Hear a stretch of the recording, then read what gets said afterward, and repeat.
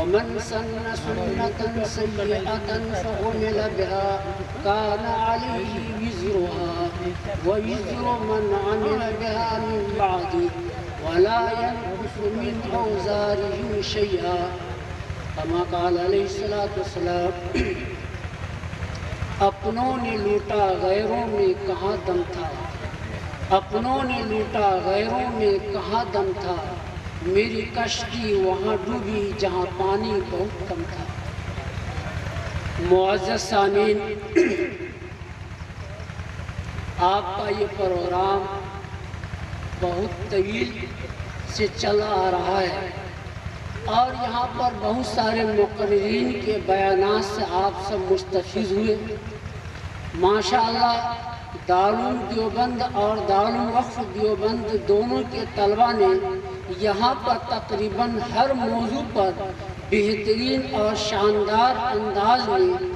آپ لوگوں کو بیان سے مستفیض ہونے کا موقع عنایت فرمایا، اور ساتھ ہی اس سے پہلے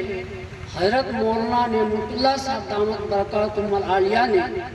اور اسی طرح حضرت مفتی مولانا امان اللہ صاحب دامت برکاتہم نے آپ لوگوں کو بہترین نصیحت اور بہترین بیانات سے مستفید فرما چکے ہیں، اور وقت بھی کافی ہو چکا ہے اور ابھی تک نماز بھی نہیں ہوئی ہے، اس لیے ادھر ایک وقت کا بھی تقاضا ہے، رات بھی کافی ہو گئی ہے، نماز کا بھی تقاضا ہے، اور مہمان معظم حضرت مفتی اشرف عباس صاحب دامت برکاتہم العالیہ جو سب سے بہتر اور ہمارے سب سے معزز مہمان مکرم ہیں، اور ان کے بیان ہی سے ہم سب مستفید ہونے کا شرف حاصل کا امید رکھتے ہیں، اس لیے میں یہ چاہتا ہوں کہ آپ لوگوں کا زیادہ وقت نہ لوں، صرف 3-4 منٹ کے اندر جو ابھی حدیث آپ کے سامنے بیان کی گئی ہے، بس اس کا مختصر مطلب آپ کے سامنے بیان کر کے اپنی بات کو ختم کر دوں، تاکہ حضرت مفتی صاحب دامت برکاتہم کے بیانات سے ہم سب مستفید ہو سکیں، اور حضرت مفتی صاحب کو سفر بھی کرنا ہے، نماز بھی پڑھنی ہے، اس لیے اگر اللہ نے چاہا تو ابھی ہم بیان نہیں کریں گے، کچھ چند بات بیان کر دیتے ہیں، اور اللہ نے موقع دیا تو انشاءاللہ کبھی اور تقریر کریں گے۔ معزز سامعین اور اسٹیج پر بیٹھے ہوئے علماء کرام اور موجودہ کے طلباء اور مستقبل کے علماء اور دانشوران قوم و ملت، ابھی آپ کے سامنے مدرسے کے موضوع سے اور دارالعلوم دیوبند کی اہمیت سے اور قرآن کریم کی اہمیت اور فضیلت سے اور اسی طرح موجودہ ماحول میں نئے رسم و رواج کے حوالے سے تقریباً سارے موضوعات پر بیانات ہو چکے ہیں۔ اس سلسلے میں مجموعی بات یہ ہے کہ چونکہ یہ پروگرام تعلیمی بیداری اور اصلاحی کانفرنس سے تعلق رکھ رہا ہے، اس لیے میں مجموعی طور پر ایک اصول کے طریقے پر یہ بیان کر دینا چاہتا ہوں کہ جناب دو عالم صلی اللہ علیہ وسلم اس حدیث پاک میں ارشاد فرمایا کہ من سن سنتن حسنتن، جس نے بہتر طریقہ کو اختیار کیا، بہتر طریقے کو ایجاد کیا، کوئی اچھا طریقہ لوگوں کے سامنے پیش کر دیا، پھر فعمل بہا، پھر ان پر عمل کر لیا گیا، تو اب اس کا کیا فائدہ ہے؟ تو آپ علیہ السلام نے ارشاد فرمایا کان لہو اجرہا، کہ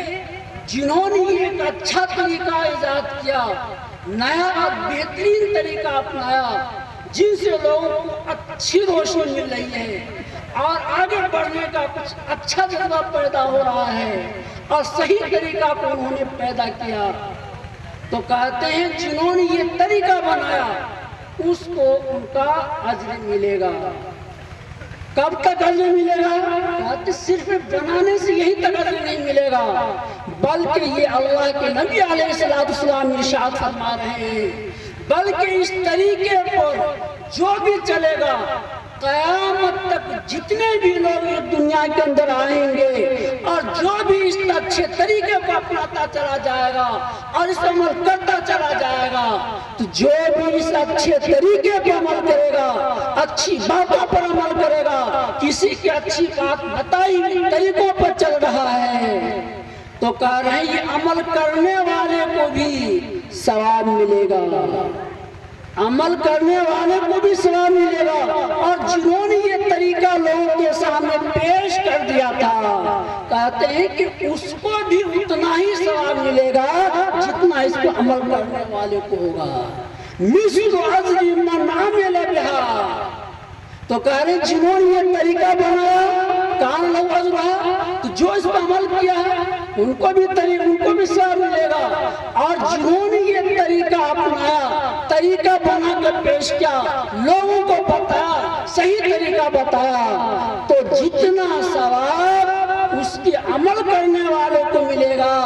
ٹھیک اتنا ہی ثواب اس کے بنانے والے بتانے والے صحیح طریقہ ایجاد کرنے والوں کو بنے گا ایک شبہ پیدا ہوتا ہے کہ ایسا ہو سکتا کب بنایا تھا وہ طریقہ وہ تو گزر گیا عمل تو یہ کر رہا ہے وہ تو ایک مطلب طریقہ بنا کر چلا گیا عمل تو دنیا والے بعد میں کرتے چلے جا رہے ہیں ہو سکتا ہے کہ جنہوں نے بنایا ہو بس بنایا اس کو اتنا ثواب مل گیا بعد میں جنہوں نے اس کو اپنایا اس کو بھی اتنا ثواب مل گیا ہو سکتا ہے کہ بنانے والے کچھ کم ثواب ملے تو نبی علیہ السلام نے صراحتاً اس کی کیا وضاحت کر دی لا ينقص من اجورهم شیئا نہیں بنانے والے کو جو ان کے طریقے پر عمل کیا ہے جتنا ثواب اس کو مل رہا ہے اس میں کچھ کم نہیں کیا جائے گا یہ ایک پہلو ہوا اچھے طریقہ کا اس روشنی سے یہ پتہ چل رہا ہے کہ دنیا کے اندر اچھے طریقے بنانے والے آتے رہیں گے ایسا نہیں کہ سارے اچھے طریقہ بن چکے ہیں اچھے طریقے بنانے والے آتے رہیں گے جو اچھا طریقہ بنائے گا وہ اچھا نمونہ لوگوں کے سامنے پیش کرے گا اسے ثواب تو ملنا ہی ملنا ہے جو اس کو اختیار کرے گا اسے بھی ثواب ملے گا پتہ چلا اچھا طریقہ کا دروازہ بند نہیں ہوا ہے جاری ہے جب جاری ہے تو ہمیں کیسا طریقہ اپنانا چاہیے اچھا طریقہ اپنانا چاہیے غلط طریقہ اپنانا چاہیے خود فیصلہ کرنا چاہیے کیا فیصلہ خود علیہ السلام دوسرے پہلو کو بیان کر رہے ہیں کہ من سن سنتا سیئتا لیکن اگر کسی نے اچھا طریقہ نہیں بنایا اچھا نمونہ پیش نہیں کیا بلکہ غلط طریقہ بنایا غلط طریقے کو ایجاد کیا لوگوں کے سامنے غلط رہنمائی کر دی غلط طریقے پر چلا دیا تو کیا ہوگا تو جنہوں نے ایسا کیا کان علیہ وزرہا اس کو اس کا گناہ ملے گا اور جنہوں نے غلط رہنمائی کر دی کسی نے اس کی بات سمجھ لی انہیں بھی اچھا لگا کہ مجھے بھی یہ چلنا چاہیے دنیا کیا کہہ رہا ہمیں اس سے مطلب نہیں انہوں نے بتا دیا ان کو دل میں آ گیا یہ بات اچھی ہے ہمیں بھی یہ طریقہ اپنانا چاہیے اب وہ بھی طریقہ کیا اپنا لیا تو کہتے کیا دونوں پھنسے گا ایسا نہیں کہ وہ بتا دیا ہم بچ گئے نہیں جنہوں نے بنایا وہ بھی پھنس گیا جو اس پر عمل کرے گا وہ بھی پھنسے گا اس لیے کہا جنہوں نے عمل کیا کان علیہ وزرہا اسے بھی کیا ہوگا غلط جو ایجاد کیا غلط باتیں بتائی غلط رہنمائی کی تو اسے تو گناہ ملے گا لیکن ساتھ ساتھ وہ وزر من عمل بها جتنا گناہ عمل کرنے والے کو ملے گا جتنا عمل گناہ اس کے بعد ان کے بعد پر چلنے والے کو ملے گا بتانے والے طریقہ بنانے والے ایجاد کرنے والے کو بھی اتنا گناہ ملے گا یہاں پہ ایک طرح کی وضاحت تو شبہ ہو رہا ہے تو ہو سکتا ہے کہ کہیں انہوں نے ایک مرتبہ غلط طریقہ بتا دیا لہذا ان کو اتنا گناہ نہ ملے بعد میں جو عمل کرتا رہے گا اتنا ہی ملے کچھ کم بیش ہو جائے نہیں حضور نے یہاں بھی وضاحت کر دی لا ينقص من اوزارهم شیئا نہیں، جتنا بنانے عمل کرنے والے گناہ مل رہا ہے، اتنا وہ غلط بات بتانے والے، غلط طریقے پر چلانے والے، غلط رہنمائی کرنے والے، غلط نمونہ پیش کرنے والے کو بھی اتنا ہی گناہ ملے گا، ذرہ برابر نہیں ہوگا۔ اب اس حدیث کے روشنی میں پتہ چلا، اگر کوئی نیا طریقہ بن رہا ہے، کوئی نیا کما رہا ہے، ہمیں سوچ سمجھ کر عمل کرنا چاہیے۔ ایسا نہیں کہ غلط ہے یا اچھا ہے بتا دیں ہم چلتے، ایسا نہیں۔ ابھی ہمارے مفتی امان اللہ صاحب دامت برکاتہ نے ایک مشاعرے کی بات کی، بالکل حق بات کی، والحق مور، حق بات تو کبھی لگتی ہے لیکن حقیقت ہے۔ یہ میں دیکھ رہا ہوں، یہ 1 سال کے اندر کئی مشاعرہ ہو گئے سپول بستی میں۔ مشاعرہ،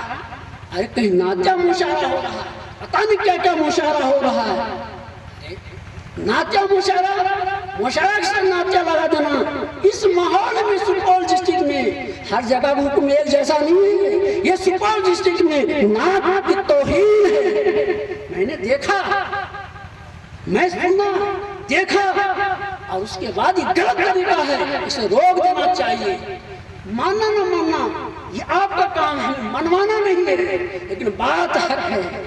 یہ بات کیا ہے؟ میں تو کہنے کے لیے کچھ آیا تھا، لیکن مفتی صاحب نے کیا ہے اس پر بیان کر دیا، اور وقت بھی کم تھا، تو میں سوچا کہ بس ایک ہی اصولی بات بیان کر دوں، باقی آپ سمجھتے رہے، آگے چلتے رہے۔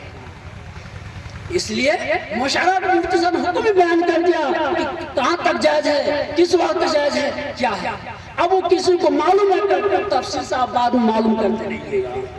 لیکن جس طریقے سے، جس ایٹم سے اور جس نمونہ سے اس سپول کے اندر مشاعرہ ہو رہا ہے، یہ قطعاً درست نہیں ہے۔ بہرحال بات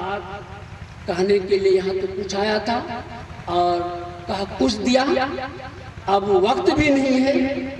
باقی اہم چیزوں پر اس سے پہلے بات آ گئی ہے۔ ہمارے مہمان مکرم شعلہ بیان مکرم حضرت مفتی اشرف عباس صاحب دامت برکاتہ تشریف فرما ہے۔ میں سمجھتا ہوں ان کے بیان سے بڑھ کر کسی کا بیان یہاں بہتر نہیں ہے، اور ان کی باتی سے ہم سب مستفید ہوں گے۔ اس لیے میں اس مختصر سی بات پر یہ کہہ کر جو ہے اپنی بات کو ختم کر رہا ہوں۔ سب کو راضی کر کے دیکھا، رب کو راضی کر کے دیکھ، سب کو راضی کر کے دیکھا، رب کو راضی کر کے دیکھ، سارا کام کر کے دیکھا، اس کام کو کر کے دیکھ، ما توفیق اللہ۔